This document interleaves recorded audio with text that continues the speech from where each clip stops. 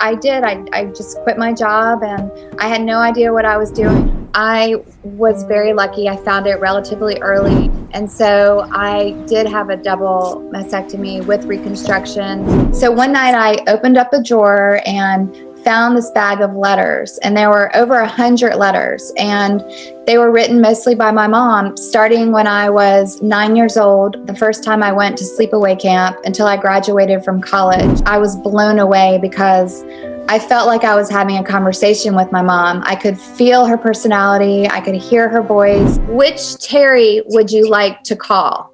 That's what my phone said in that exact moment. Which Terry would you like to call? And I didn't touch my phone. That was exactly what I needed to have happen to make me feel like, you know, my mom was with me and that I wasn't alone and that everything was going to be okay.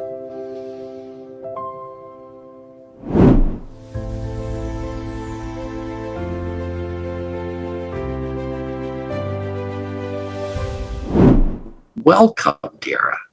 Thank you. I'm so happy to be here and spend this time with you. Wonderful.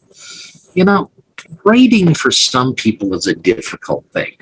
They say it's not hard to write. All you have to do is slit your wrists and bleed.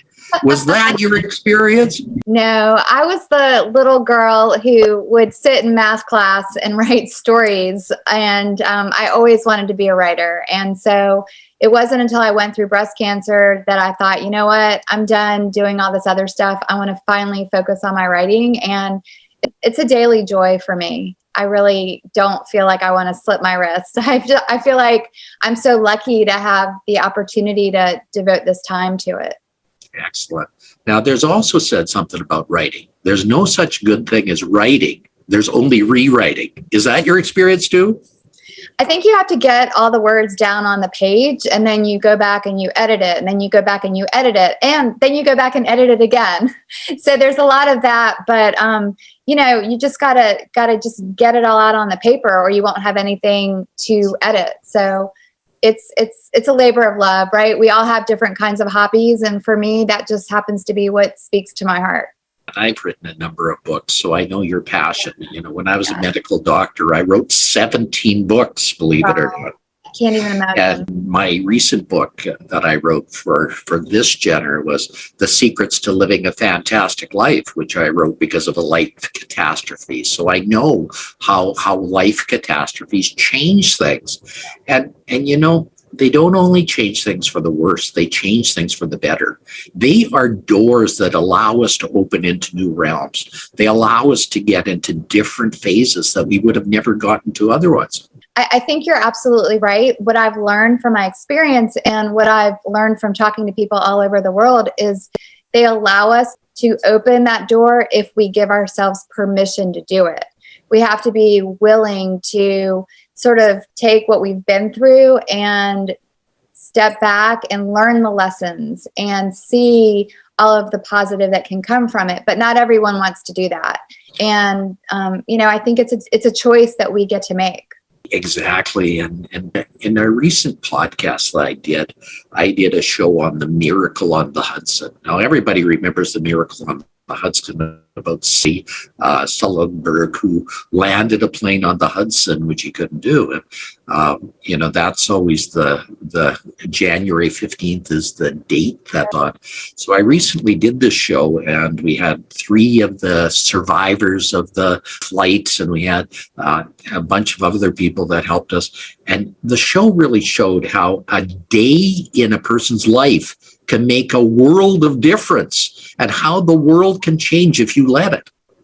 I love that you said that, because you're right. I think so many people feel like they're sitting in this stagnant place. Everything's the same. They maybe want a different life, but they don't know how to even begin. And everything can change in a day, in a moment.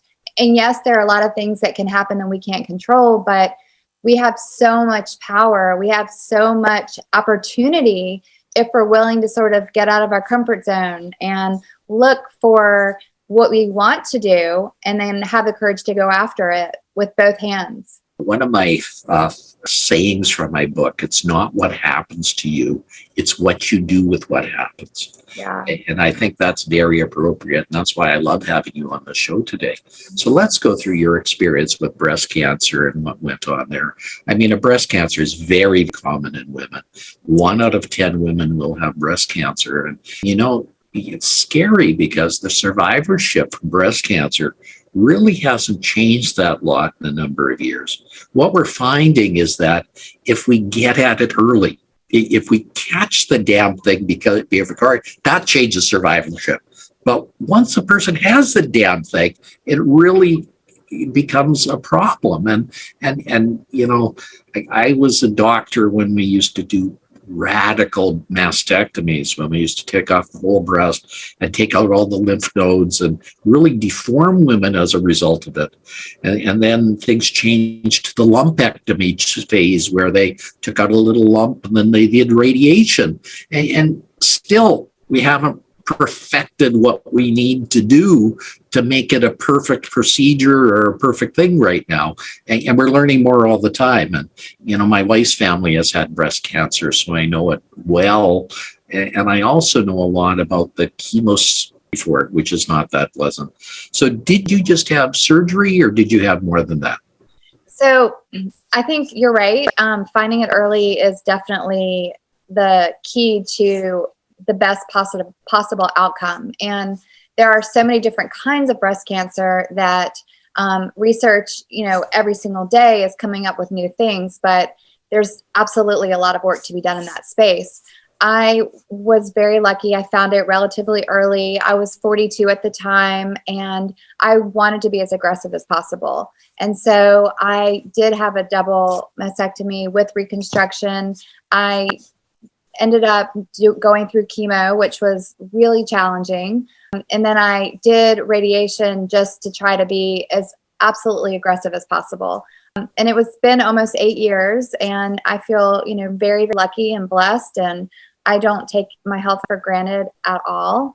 But I think, there's a lot of luck in cancer, and I've met so many people throughout the past 8 years, and there's a lot of luck in terms of when you find the cancer, what kind of cancer you have. Sure, it might be breast cancer, but like I said, there's so many different kinds of breast cancer, and different research in terms of the different kinds. They're not all on the same page, and they're not all on the same level. So I was really blessed. And, today is a gift, and I've lost a lot of people along the way. And so I feel like I have an obligation, if you will, to make the most of every day of my life for women that I've met that aren't here, to be able to make the most of their lives. Yeah, well, I'm going to tell a little story. My sister-in-law was going to a concert. She was going to see Michelle Bublé with all her sisters. Well, she never made it there because she got really sick the day before, and her appendix ruptured. Now, she went to the hospital, and they did an MRI of her belly, and they found a lymph node way up by her liver. Now, if you're a doctor, you know that the appendix is way down in the lower belly. It's not in the upper belly. And the lymph node up there does not make any sense. So they found she had breast cancer. So the fact that she ruptured her appendix, got an MRI and so on, saved her life because they found the breast cancer that was hidden. That's the scary thing about breast cancer. It can be a very quiet thing. I think, the biggest lesson that I learned from my experience is that we have to be in tune with our bodies, and we have to pay attention to what is going on and how we feel and how our energy is. And I found the lump myself. And, at the time I was, like I said, I was 42. I was thin. I exercised every day. I always ate really healthy. And I didn't look like someone who would have breast cancer. And so I think it's really easy sometimes to go to the doctor and the doctor say, oh, you're fine. That's probably just blah, blah, blah. But you have to be an advocate for yourself and for your health. And if something doesn't feel right, push for the test, push for the next steps, because, peace of mind is worth a lot of inconvenience. And I'm so glad that I went to the doctor, and that we were able to, fast track it. But at the time I had a cold, and the only reason I went to the doctor is because I had a cold. And I there happened to mention, oh, I had this weird lump right here. What do you think? You think it's fine? And I totally expected the doctor would say, oh, of course it's fine. And I only went to the doctor because I couldn't shake the cold and I never got sick. And so, it's kind of what you were talking about with your sister-in-law's appendix. I was really lucky that something put me in that space. So pay attention, listeners, to your body. Yeah, I'm a big advocate of people getting regular physical exams, whether they're healthy or not, after the age of 35. I think women need to get a breast exam because these things do happen. And if you have a family history, for goodness sake, get mammograms. For goodness sake, go and do it. They're not fun things. They're terrible things, in fact. But you need to do this because of the stuff that goes on with us.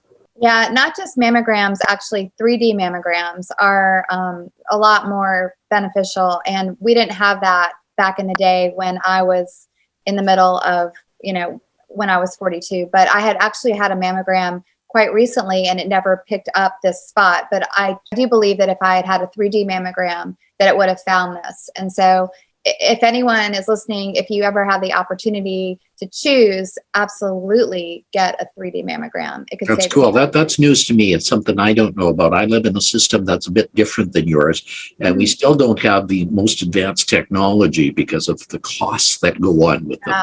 Yeah, but I think it's important that they upgrade to that, and I'm sure that the radiologists all know this stuff, and I'm sure they're moving towards that. Yeah.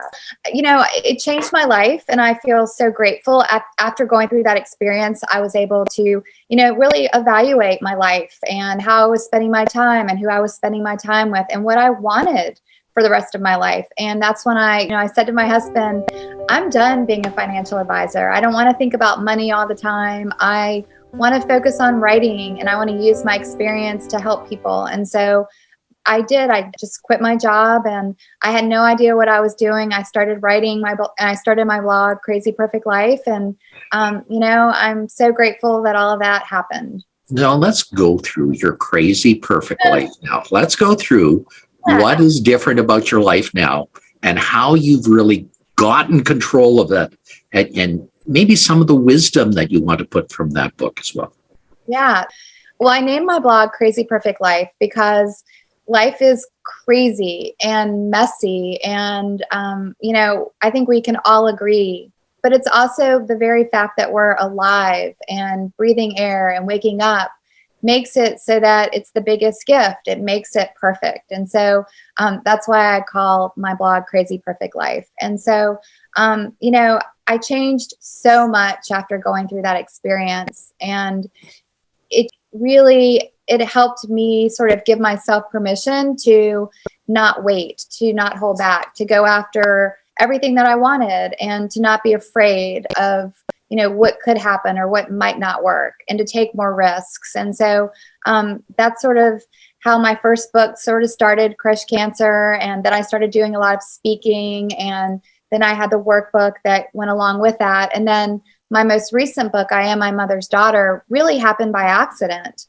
I happened to open up a drawer in my home and found a bag of letters that were written to me, mostly from my mom and my grandmothers, and they have all sadly passed away. And my mom passed away a few weeks after I had my first daughter, and it was incredibly traumatic. And she had melanoma, which is a form of cancer. And so when I was going through breast cancer, I was reliving so much of what I had seen when I lost my mom. And it was just an incredibly hard time for me.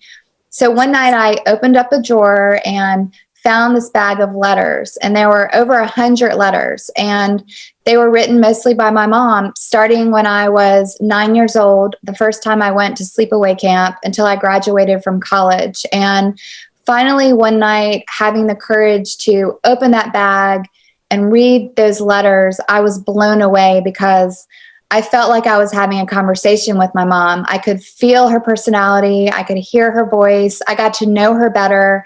And I got a much needed dose of her wisdom. And it really changed my life in terms of helping me finally make peace with her death and let go of a lot of the sadness. Yeah, I think that's important. You and I share something there. My father passed away from a melanoma. My father, when I was a medical student, just my first trade, my wife noticed a mole on my father's toe and said, there's something wrong here. And my wife's a doctor as well, by the way. And she said, needs to be checked. And sure enough, it turned out to be a melanoma. And it kept on spreading throughout his life and kept on wreaking havoc. So it was a very sad statement, but a good thing happened out of that, by the way. I founded the Canadian Skin Cancer Foundation, which teaches children on how to protect themselves from melanomas. And so they go to schools throughout Canada teaching people how to do the right things, wear sunscreen, wear a hat, protect themselves from the sun. And so we've probably saved thousands of lives as a result of my father's death. That's amazing. Knowledge is power, absolutely. And I think especially when it comes to melanoma and the dangers of the sun, I mean, it's so preventable. If we put sunscreen on and wear a hat and wear an SPF shirt and maybe don't even go in the sun during the strongest time of day. But you're right. So many people don't know about that. So I love that you're doing that. Yeah, ban the burn is a big thing, and I think we can do that. I like the Australian motto, wear a hat, slip on a sunscreen, wear a shirt, things like that, simple things that make all the difference. And, if we all did that, we would far be off with helping to stop the melanoma stuff that's going on. And they're doing a lot less. When my mom passed away from melanoma, it's been over 20 years, we didn't have that knowledge. We didn't know what we know today. And I think that's the same for your father. And so, that shows you how science has really moved. And I do believe that if she had been diagnosed with that melanoma today, I think she would probably be okay, because the research in that space has come a long way. It still has a long way to go, but there weren't even what's available today wasn't available back in the day. So, and again, if we catch things early now, it makes it a lot easier. So again, catching things early. So again, seeing doctors is important. Getting your moles checked. If a mole that's a cancer is like no other. If you have a mole that looks abnormal, for goodness sake, get it checked. So true. Okay, so let's go through you again and the things you would like to teach people about your relationship with your mother, the wisdom that you have now because of your mother's letters. Yeah, thank you for asking that. She had such an incredible zest for life, and she was such a positive person. My mom was a counselor and, really worked with children and really just saw the good in everyone. And so reading those letters sort of reminded me about how positive she was. And it just, her mindset was just way ahead of its time, even because I think back in the day, people weren't talking about, the power of our thoughts and how much we can actually really take control of our lives by what we think and how what we think matters. And so reading those letters was like a pep talk. And so it really taught me just so much about how to really boost my kids' self-esteem and how to speak to them and how to recognize every day when I wake up that, what I think in that moment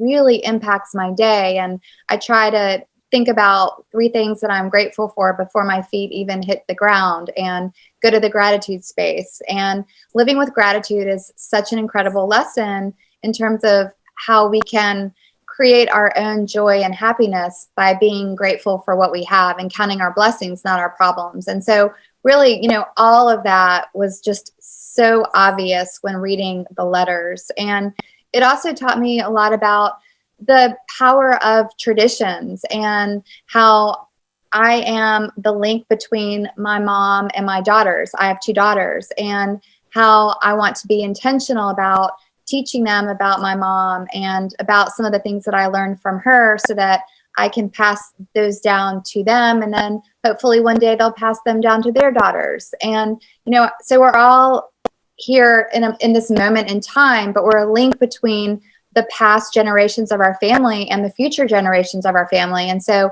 I believe we have a responsibility to be intentional about passing down family traditions and recipes and things that are important from one generation to the next. And so I did a lot of thinking about all of those things, and that's how my book came to be. Excellent.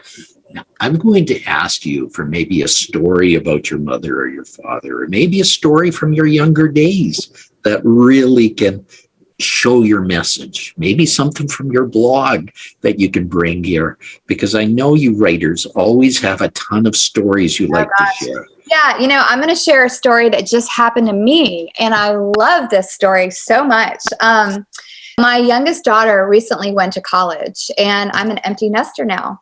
And we took her to college, and it was obviously a really challenging time in that I was doing a lot of thinking about how my daughters have grown and how my husband and I are going to be by ourselves. And there was some grief there from, about the loss of the daily opportunity to see my daughters. And, just a lot of thinking was going on. And I'm one that analyzes things. I think you probably get that. And so anyway, I was in that space. So we packed my daughter up. Her name's Avi. We packed her up, took her to school. We're in her dorm room. We're unpacking all of her things and getting her settled. And it was really joyful. And I'm trying so hard to keep the tears inside because, the last thing my daughter really needed was for her mother to be, completely unbalanced and, crying everywhere. And so we went to a family picnic. It was a farewell picnic. So we went to this picnic and I turned to my husband. I said, okay, we need to go back. We need to say goodbye. We need to do it quickly. And then we need to leave because I felt like we were just sort of prolonging ripping the Band-Aid off. And so we went back to her room and I gave her a hug and I was, holding her tightly and trying so hard to keep the tears inside. And I stepped back and I let my husband go have his turn to give her a hug. And all of a sudden, out of the blue, my phone says the words, "Which Terry would you like to call?" That's what my phone said in that exact moment. Which Terry would you like to call? Okay, first of all, my mom's name was Terry. Second of all, I don't issue commands to my phone ever. I don't even know how to do that. That's just not something that I ever want to do. And I didn't touch my phone. So all of a sudden, my daughter and my husband and I were just like stunned. And we looked at each other and my daughter said, "What just happened?" And it was almost as if someone had like shaken me. And I looked down at my phone and not only did it say out loud, "Which Terry would you like to call?" My mom spelled her name Terri instead of Terry. And it spelled her name Terri. And I don't even have any friends named Terry. So there's no one even in my phone named Terry.